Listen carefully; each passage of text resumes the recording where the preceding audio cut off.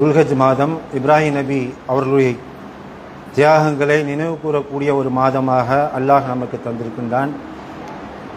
இந்த துல்ஹஜ் மாதத்தில் நாம் நிறைவேற்றக்கூடிய இன்னொரு முக்கியமான அமல் என்னன்னு சொன்னால், அல்லாஹ்வுக்காக நாம் என்ன செய்கிறோம், பெருநாள் தினத்தன்று நாம் குர்பானி கொடுக்குறோம். ஒரு ஆட்டையோ ஒரு மாட்டையோ அல்லது ஒரு ஒட்டகத்தையோ தனியாகவோ என்ன செய்வோம், ஒரு கூட்டு குர்பானி முறையிலோ நம்ம பிராணிகளை அறுத்து நம்ம பலியிடுகின்றோம். இந்த குர்பானியுடைய விஷயத்தில் நம்ம கவனிக்கக்கூடிய ஒரு முக்கியமான அம்சம் என்னன்னு சொன்னால், இந்த குர்பானியை நம்ம எந்த தினத்தில் நிறைவேற்றுவது.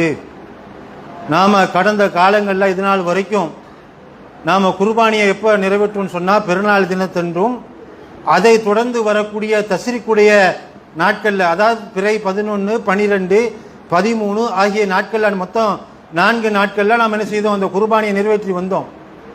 ஆனால் நம்ம கடந்த